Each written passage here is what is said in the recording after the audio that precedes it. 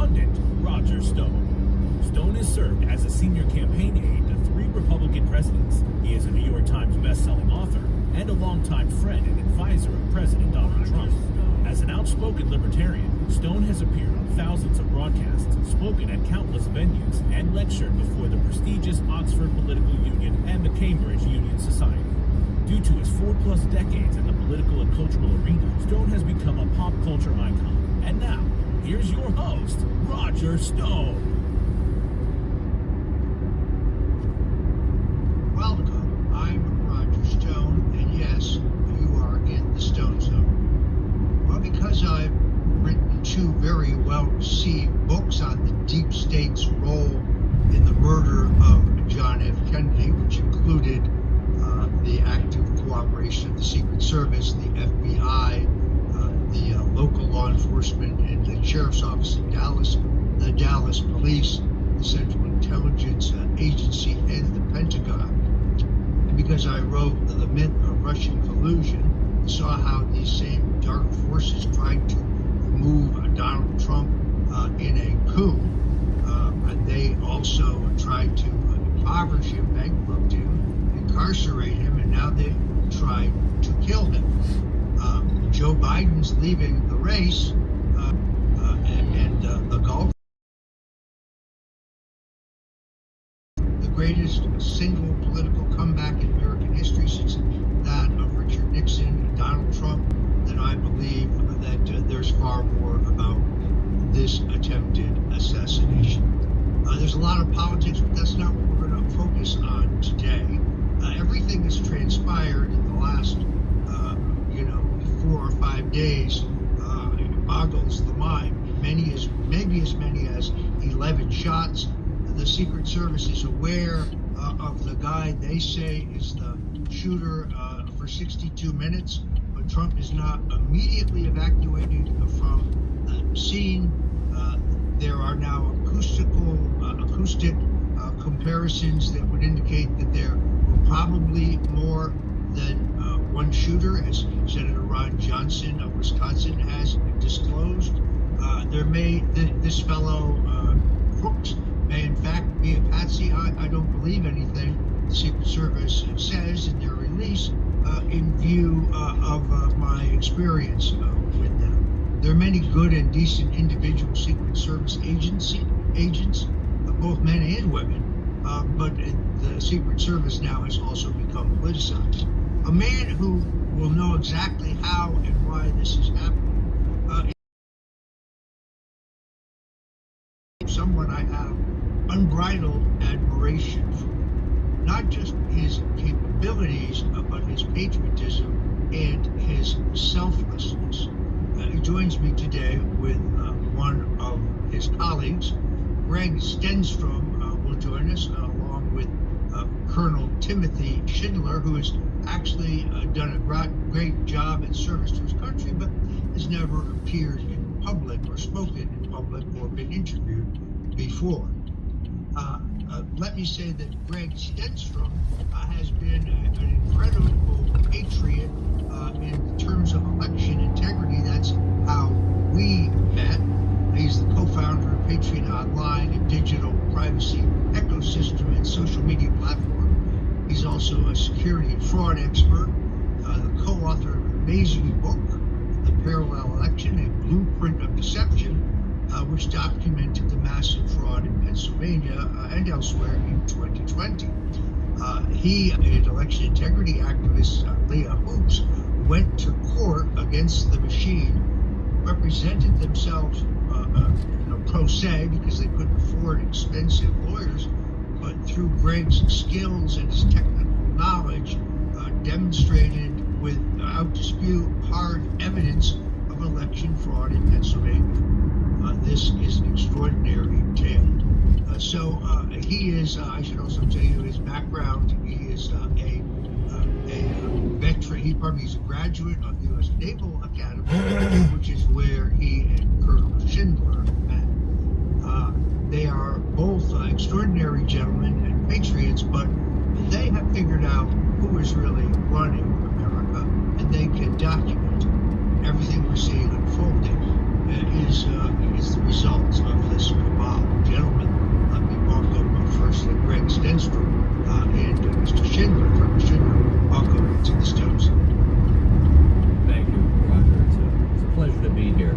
Appreciate the opportunity to discuss who's running our nation and expose them here today in the Stone Zone. But I would like to start by saying that Leah Hoops is my co-patriot and co-defendant, and we've been in a foxhole together for quite a while.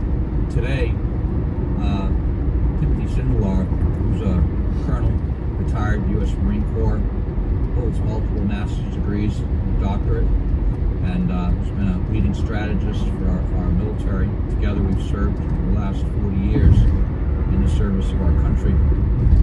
We were classmates together, as you said.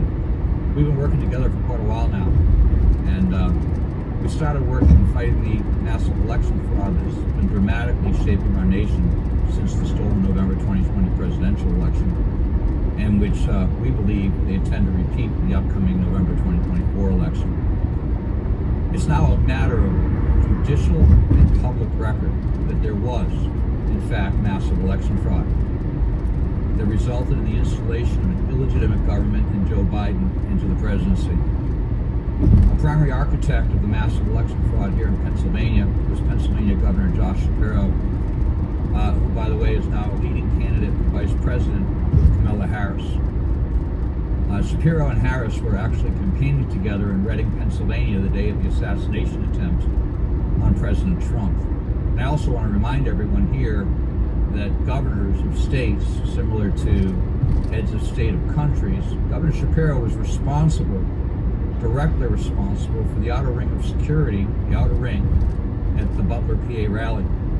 I've published 2 articles on the Intelligencer today regarding Governor Shapiro and the counsel that I urge people to read that provides details of these allegations. So with that, I'll turn it back to you and Colonel Schindler.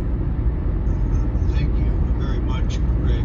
Look, I should have mentioned in my introduction that you served as a U.S. naval officer. You served in commanding and executive officer roles in special warfare and special operations. That you hold, as I say, a graduate, your BS from the U.S. Naval Academy.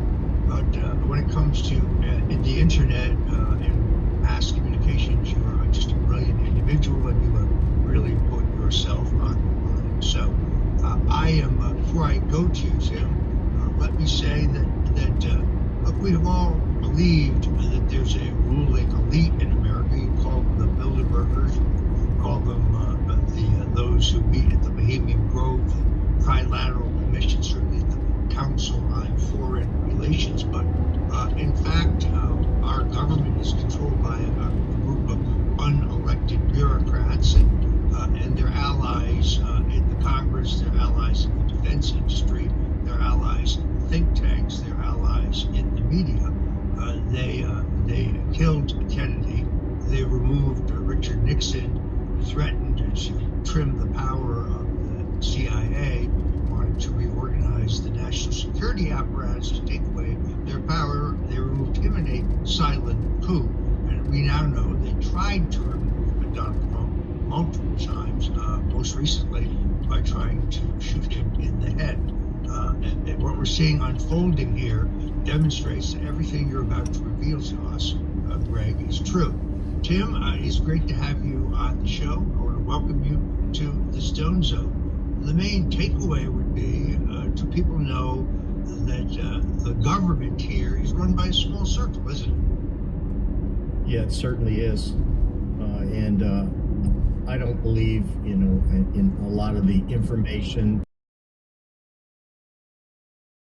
was to take a look at and explain exactly how is it run, what exactly is it. And the main takeaway that we want people to know today is there actually is an intergovernmental conspiracy to shape the United States by an independent entity called the Council. And it's actually codified into law, and it represents a new branch of government. It's actually a Praetorian oversight mechanism. These are people that have lifetime appointments. They're much much like a federal judge, except there is no oversight. And they decide what will be investigated. They decide what will not be investigated. So every single American asks himself this question: how come nothing ever gets fixed? It's not a mistake. It's actually designed. And the elitist goal here is to continue unfettered wealth extraction from the citizens of the United States. It's painfully clear. We've been working for over 8 years, and we've assembled several whistleblowers who have fulfilled their duty to properly report wrongdoing to the inspectors general as is required by law. Yet the only thing that happens is they are punished, abused, and ultimately removed from government.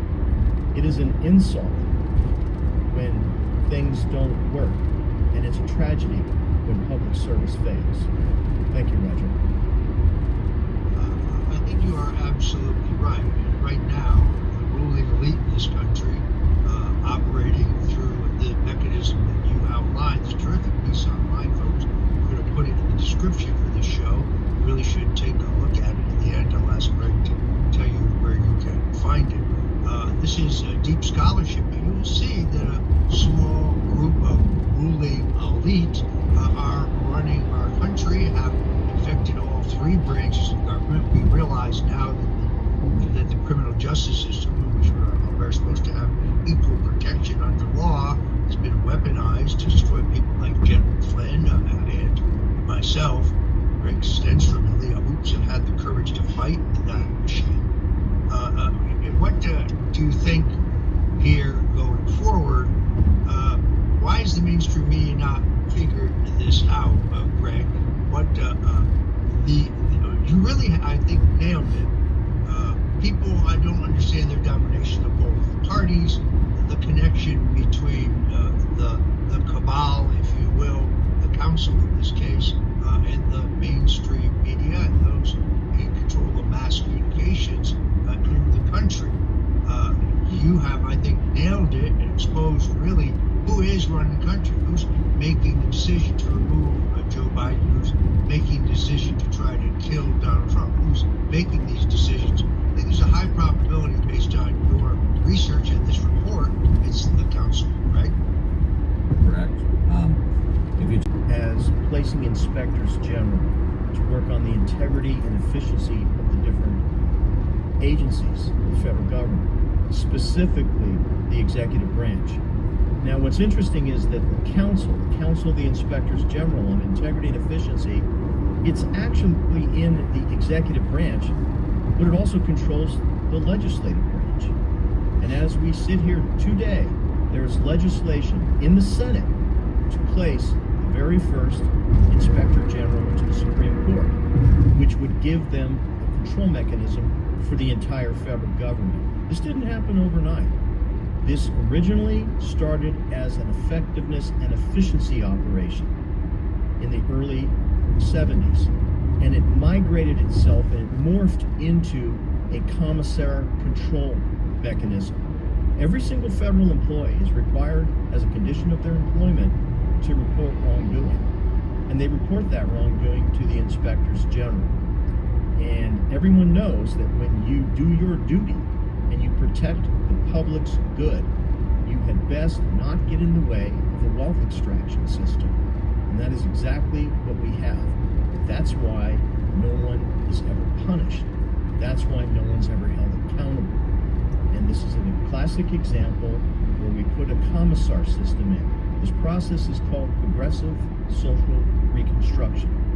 And it's an actual undermining strategy to take the controls of an institution and to collapse them. And that is exactly what we see. Right now, today, there is an alternative communication system, an alternative command and control system, and it all feeds into this entity that has been established in the executive branch by law. And it's referred to by law as the council, an independent entity, sui generis, which means unto itself, belonging to none, answering to no one. And it is so inconsistent with the American form of government But this was a planned effort, and as I just said, if the Senate is successful, they will pass the legislation that will place the inspectors general into the legislative and judicial branches and have total governmental capture. Roger? This is frightening. Greg, I know that you approached Congressman Jim Jordan of the House Judiciary Committee, I believe, with your startling findings. Where does that stand?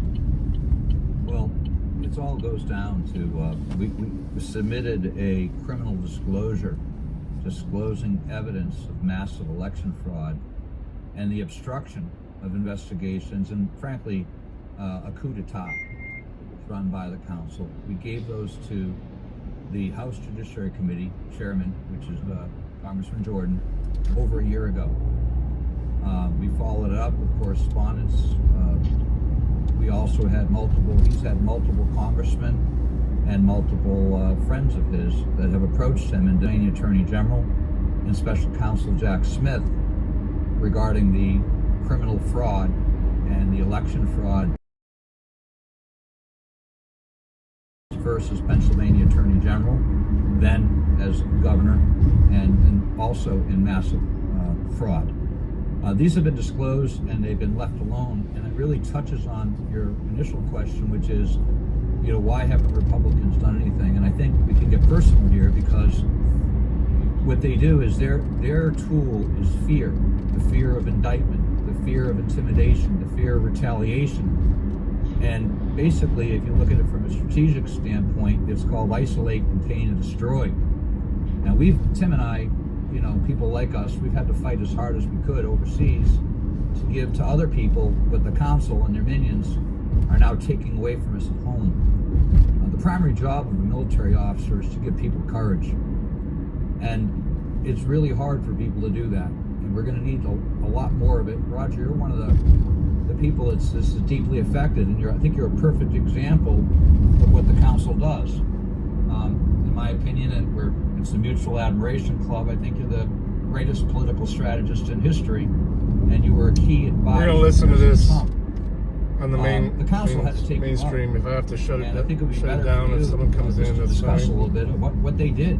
They took the president's primary political strategist, and they went after you, and they arrested you and took you out. And I'd like to say in your own words, because your personal experience mirrors why people aren't doing anything. Greg, I very much appreciate that. I think the council would not lie, as Michael Cohen has done. So then they decided to vilify me, silence me, and send me to prison for 7 to 9 years when they had no proof of Russian collusion or WikiLeaks collaboration. They charged me in a process crime for lying to Congress under oath in my voluntary testimony, when no misstatement I made was even mildly relevant, meaning it didn't cover any underlying crime of any kind, meaning that I had no motive to lie. But it was a Soviet-style show trial, and I was prepared to be destroyed. They conducted a pre-dawn raid at my home. 29 fully SWAT-clad FBI agents brandishing M4 assault weapons stormed my home at 6 a.m. for a non-violent crime of allegedly lying under oath to Congress when they simply could have contacted my attorney. It was an extravaganza, of course, set up for the CNN cameras. The council, you have to understand, has their hooks deeply into big media. They're entirely wired based on my analysis of your piece. So let's go back to Tim. Where do we stand in terms of anyone looking at this? We know that they have people strategically placed throughout the government to leak false information or to make real information disappear. General, I'll throw this out to both of you. Do either one of you think we'll ever get to the truth of what happened just last Saturday, Greg, in your home state of Pennsylvania? Will we ever know? We still don't know. documents that are classified.